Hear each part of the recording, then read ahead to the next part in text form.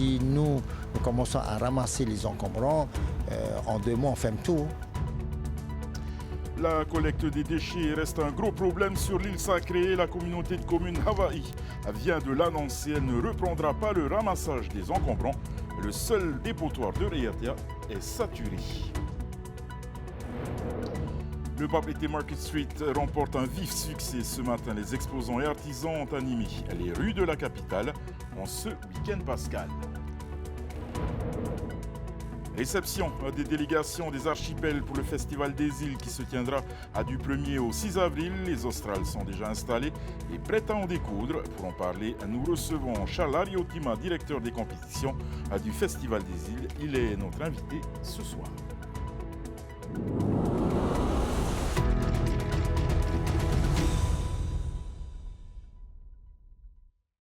La collecte des déchets est loin d'être réglée et à l'île sacrée est privée de ramassage depuis 2 ans. La communauté de communes de Hawaï reconnaît donc ne plus pouvoir collecter les encombrants de l'île sacrée car le dépotoir de l'île est saturé. Le projet du CET, lui, est au point mort, bloqué par les associations de protection de l'environnement. Jessica Doucet. L'annonce date du 25 mars. La communauté des communes de Hawaï ne reprendra pas la collecte des encombrants. La raison, le seul dépotoir de l'île est saturé. Nous avons le seul dépotoir ici à Taputo-Boatea à Abera qui reçoit les collègues, les déchets de nos collègues. Et là, les encombrants, on a suspendu, et même pour cette année encore, parce que si nous commençons à ramasser les encombrants, en 2 mois, on ferme tout. Les familles stockent tant bien que mal leurs gros déchets dans un coin du jardin. Tôles, carcasses électroménagers font partie du décor. Ça tasse là depuis des mois et des mois, du coup, c'est pas agréable. Du coup, on a pensé faire un tour à la maison, histoire de hygiène. Pour les enfants? Bah aussi, des fois, sinon ils peuvent se blesser ou sans faire attention, ils vont jouer à côté. Mais ce réflexe de bon sens ne concerne pas tout le monde. Les incivilités environnementales continuent depuis l'arrêt de la collecte. Les dépotoirs sauvages peuvent entraîner des poursuites judiciaires et se font rares dans les zones habitées, mais ils sont de plus en plus nombreux dans les districts. Le site touristique d'Egabro à Arua, par exemple, est devenu depuis des mois le terrain de jeu des pollueurs. Tu as l'impression qu'il y en a tous les jours? Des fois, quand on ramasse, c'est nous. Après, 2 jours après, ça revient encore les saletés en bas. On a cherché, on a trouvé des photos. C'est fou. Ouais, c'est fou. Faut arrêter aussi. Hein. Les touristiques là ici, hein, c'est pas aussi joli à voir pour eux et pour nous aussi. Hein. La Comcom propose de contacter la TSP pour enlever les encombrants. Ce service reste à la charge de l'administré. Autrement, les municipalités peuvent intervenir chez les habitants pour creuser un trou d'enfouissement. Et si vous vous êtes promené dans les rues de la capitale aujourd'hui, vous avez certainement aperçu les exposants du Papeete Market Street. Ce rendez-vous original permet aux commerçants d'exposer leur savoir-faire, mais aussi d'animer un centre-ville en manque d'activité le week-end. Nos journalistes Nicolas Pérez et Mérité Atto ont découvert ce rendez-vous incontournable du commerce de proximité. En 2 ans, le Papeete Market Street, traduisé marché de rue de Papeete, s'est installé comme un rendez-vous incontournable pour les commerçants, mais aussi pour la population à la recherche de bons plans. On a vraiment la chance en Polynésie d'avoir une manne d'entrepreneurs assez vraiment importante et fidèle en tout cas aux événements de l'association Papeete Centre-Ville. Beaucoup d'artisanat, mais en fait notre rôle au-delà des exposants, c'est vraiment de créer des animations gratuites que nous offrons à la population. Parce que l'idée c'est aussi que le monde soit présent un samedi dans la ville de Papeete. Depuis sa création, l'association Papeete Centre-Ville ne cesse de proposer des événements commerciaux pour dynamiser une capitale en quête d'activité. Le samedi après-midi, tout est fermé. Vraiment, la ville est déserte. C'est culturel aussi, hein, mais c'est de changer les habitudes pour que les gens puissent, le samedi après-midi, parce que pendant la semaine, ils travaillent, ils n'ont pas le temps d'acheter, ou les touristes qui reviennent des îles de pouvoir acheter et de flâner dans les commerces de Papeete un samedi jusqu'à 17h. Pour cette première édition de l'année, ce marché installé le long du front de mer est également une vitrine touristique. Une clientèle visiblement attirée par ces produits made in Whenua. Oui, une très bonne clientèle, oui. Ils achètent toujours, ils nous demandent des conseils, on les conseille et puis en retour ils achètent. Et ce n'est pas Mathilde, ingénieure en informatique et confectionneuse de bijoux fantaisie, qui dira le contraire. J'ai fait mes premières ventes ce matin, donc je suis très contente. Quand tu commences sur les réseaux sociaux, c'est un peu compliqué. Donc de pouvoir toucher le produit, c'est important pour les clients aussi. On vient de loin, donc on fait marcher le commerce local. La perle, ça doit être la spécialité locale. Donc voilà, on part en a qu'un petit souvenir. Parmi la cinquantaine d'exposants, la direction de la santé est en bonne place. Loin des objectifs commerciaux de ses voisins, l'institution profite de ce moment festif pour passer des informations utiles. Là, je viens de savoir que tous les derniers mercredis du mois, il y a une formation qu'on donne pour les personnes, les jeunes qui veulent, même aussi pour les parents, parce qu'il y a des parents qui n'arrivent pas à pouvoir discuter avec leurs jeunes, hein, et pouvoir même aussi leur donner des solutions à leurs problèmes. Voilà. Avec un chiffre d'affaires moyen de 7 millions de francs par édition, le Papeete Market Street reviendra en juin pour toujours plus de surprises. Et l'ancienne mairie de Haroué à la Saintonge a désormais un jumeau numérique. À la demande de la direction de la culture, une société spécialisée a modélisé le bâtiment. Manon vous révèle les premières images de la Saintonge virtuelle dans votre rubrique TechZone.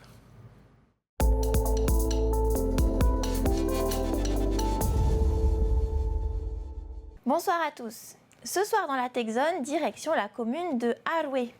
En 2022, la destruction de l'ancien bâtiment de la mairie, la Saintonge, avait été actée. Mais avant qu'elle ne disparaisse, la direction de la culture a décidé de la modéliser numériquement. Voici les premières images.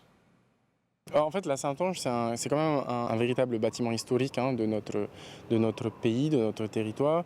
Et il est important pour la direction de la culture et du patrimoine au moins d'assurer une sauvegarde en vue de sa destruction, de façon à pouvoir disposer d'un jumeau numérique pour au moins voir si dans les années à venir, s'il y avait un projet en fait, de restauration du monument, nous serions prêts au moins à fournir en fait, les éléments nécessaires à une potentielle reconstruction en tout cas. Pour l'instant, il n'est pas question de reconstruire à l'identique. La population a été consultée une première fois et le sera de nouveau selon la commune que nous avons contactée. L'intérieur de la bâtisse de style colonial n'a pas pu être numérisé, mais les images de l'extérieur du bâtiment seront bientôt accessibles au grand public. Quant à la date de destruction de la Saintonge, elle n'est pas encore connue. La mairie a lancé un avis de consultation pour les travaux de sécurité préalables au chantier. Et pendant ce temps, la direction de la culture prévoit de modéliser d'autres sites. On ambitionne dans les prochains mois de modéliser en fait, le complexe du site du Marais Taptapuatea Rayatea pour de la même manière assurer une sauvegarde pérenne de ce site majeur et permettre également aux personnes externes de la Polynésie de visiter ce site et de le découvrir. Retrouvez cette actualité sur notre site internet tntvnews.pf et sur nos réseaux sociaux. Je vous souhaite un bon week-end. Merci Manon. Allez, coup d'envoi demain de la chasse aux œufs après à la messe de Pâques, une fête bénie, surtout pour les chocolatiers. Ils vendent plus de chocolat à Pâques qu'à Noël. Et pour se démarquer, les artisans lancent chaque année de nouveaux produits, à l'exemple de cet atelier de Paufei qu'a découvert avec gourmandise Esther Parocordette. Une frénésie de créativité s'est emparée de cette équipe de sculpteurs de chocolat. Les œufs traditionnels de Pâques côtoient des figurines humoristiques. Morgan et sa brigade ont imaginé un univers tout en fantaisie. Un petit panda cascadeur, un ours romantique ou un œuf praliné imitation corail par exemple. Le cacao coule à flot. Dans ce laboratoire, le savoir-faire artisanal commence par la transformation des fèves en chocolat. Une torréfaction qui est importante. Et après, concevoir le chocolat avec les fèves, le sucre et le beurre de cacao. Cette petite entreprise artisanale mise sur la qualité plutôt que sur la quantité. Son chocolat contient 80% de cacao. Ces fèves sont cultivées en grande partie à Tahiti, mais aussi au Vanuatu et aux îles Salomon, où le prix du cacao ne cesse d'augmenter. Alors le prix a doublé, c'est certain, mais tout a doublé aussi, le transport, voilà, tout est beaucoup plus cher. On essaye de ne pas répercuter malgré tout sur le prix clientèle. Pâques représente 20% du chiffre d'affaires de cette entreprise et pourtant la boutique de Paoufei fermera ses portes le 20 avril. L'enseigne a décidé de se concentrer sur les plantations et la relance de la filière cacao, ainsi que sur ses points de vente à Tahiti, dans les îles et à l'export. Arrivés hier soir à Tahiti, les délégations de futsal de Rurutu et Raivava et Rimatara ont été prises en charge par la Fédération tahitienne de football. Elles participeront au Festival des îles dès lundi. Les footballeurs sont hébergés à la salle de prière de Nazareth de la paroisse de Taunoa. Ils y seront nourris et logés pendant une semaine. Le reportage.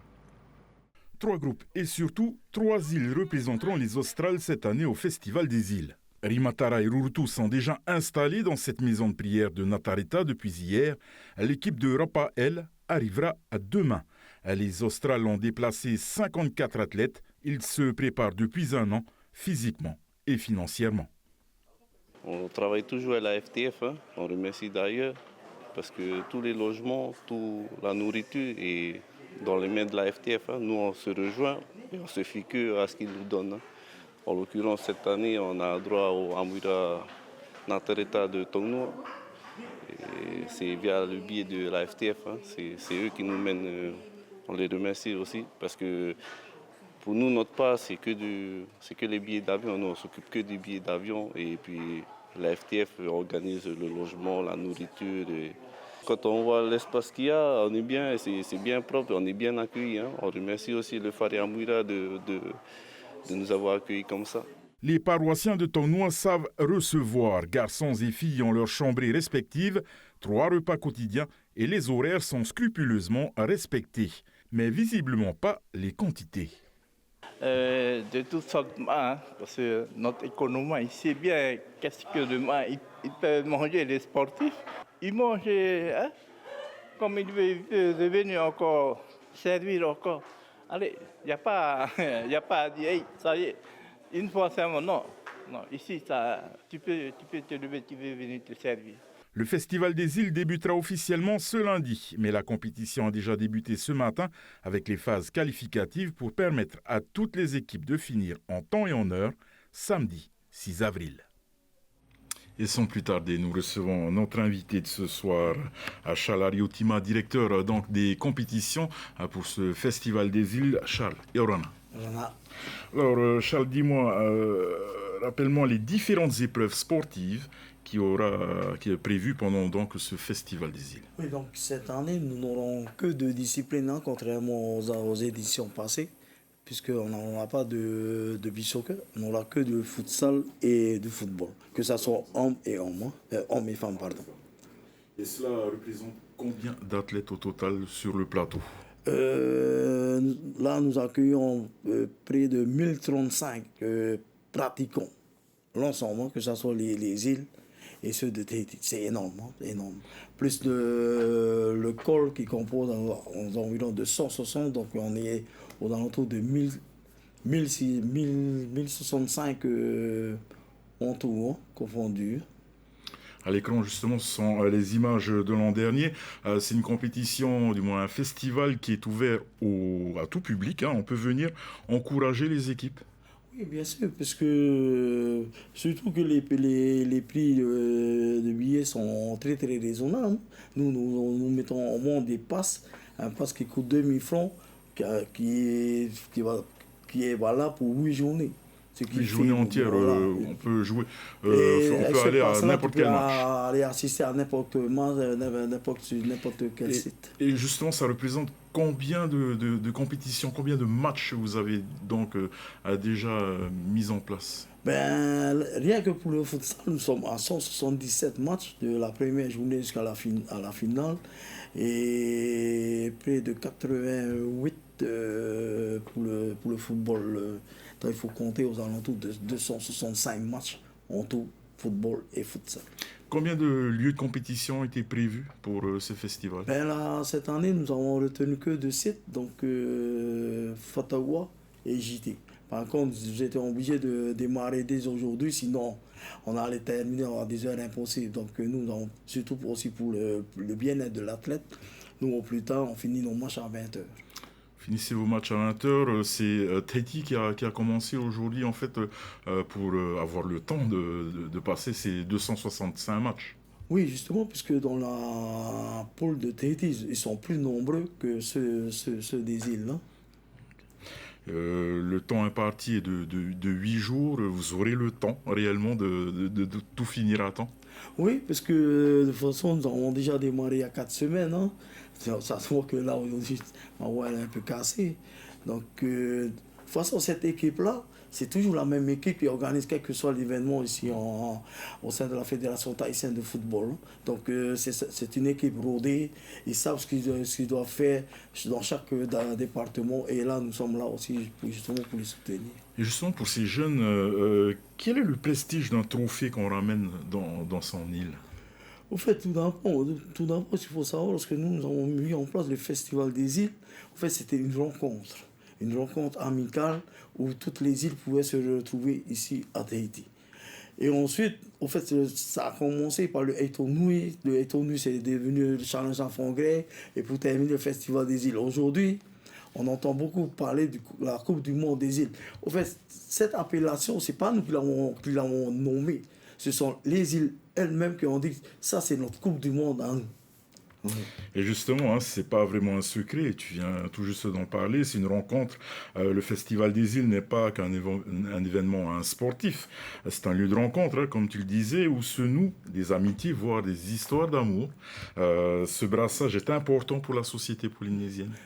Très très important aujourd'hui, sachant que lorsqu'on regarde ce qui se passe ici dans notre pays, c'est d'un côté aussi, nous sommes là, nous, la Fédération tahitienne de football, nous amenons justement cette pierre pour que ces jeunes-là soient sortis de l'oisiveté, de la corde, de tous les problèmes sociaux qu'on connaît aujourd'hui. Et comme chaque année, la FIFA est à vos côtés pour justement vous soutenir, que ce soit financièrement ou autre. Oui, au fait, la FIFA est venue, donc, au fait, l'histoire avec la FIFA, donc, concernant le Festival des îles, est venue du nouveau président, Gianni Infantino, où lui, il avait entendu, il a vu des images, et lui, il était tellement émerveillé. Donc, en 2019, justement, à la période Covid, c'est lui qui a incité, dans son instance, à venir soutenir ce fameux Festival des îles. Et il avait tellement envie de voir réellement, qu'il voit de ses propres yeux, d'où ça venu au mois de juillet. Donc on a profité justement de la Coupe du Monde féminine qui s'est passée en Nouvelle-Zélande. C'est pour cela que normalement on le fait toujours en avril. Donc pour lui permettre de venir, c'est comme ça qu'on a décalé justement au mois de juillet et pour venir. Et donc lui, il a vraiment vu de ses propres yeux. En fait, il n'a pas vu les esprits sportifs, mais il a vu l'engouement et les yeux écarlates des gens des îles. Et c'est de là qu'il nous a promis, à notre président qu'il sera toujours là pour nous soutenir. Merci beaucoup. Merci beaucoup, Charles, d'être venu donc sur ce plateau ce soir. Bonjour. Du côté de l'hippodrome de Pire, le club L'éperon de Tahiti a organisé cet après-midi sa journée portes ouvertes. Une occasion de mettre la savate à l'étrier et de s'essayer aux activités proposées autour de la plus belle conquête de l'homme. Un moment de partage en famille qui avait un second objectif, financer le déplacement de 8 cavalières sélectionnées pour les championnats de France de saut d'obstacles en juillet. Un défi sportif mais aussi économique pour ces passionnés de chevaux. Comme nous l'explique Mathilde, elle fait partie des cavalières choisies pour représenter la Polynésie. C'est des gros efforts pour le club et surtout pour les cavaliers. Donc on part en France, déjà le coût des billets d'avion, on est logé, nourri, on loue des chevaux, des box sur place. Donc c'est un très gros effort et c'est pour ça en partie qu'on fait cette journée porte ouverte. C'est pour essayer de souffler un peu sur ce gros financement. Oui, on vise les premières places pour représenter la Polynésie française, pour qu'elle soit fière de nous, donc on vise les premières places. Je pense qu'il ne faut pas y aller comme si on avait déjà gagné. On se dit toujours qu'il faut qu'on le fasse. Et on y arrive bien évidemment, mais il y a bien évidemment un moment ça va tourner, mais on est là pour gagner, pour remporter ce championnat de France. On a des équipes soudées, on a des bons entraîneurs, des bons chevaux, donc il n'y a pas de raison que ça se passe mal. Et c'est sur ces images que nous refermons notre journal. Votre soirée sur TET1 Télévision, ne manquez pas à 19h votre magazine de la glisse Waves, suivi à 19h20 de The Voice, puis à 22h25 de votre émission Arnaque. Au nom de toute l'équipe qui a préparé ce journal, merci de nous faire confiance. Excellente soirée sur TET1 Télévision et à demain, même heure. Retrouvez ce journal en replay sur notre site internet et notre application mobile TNTV.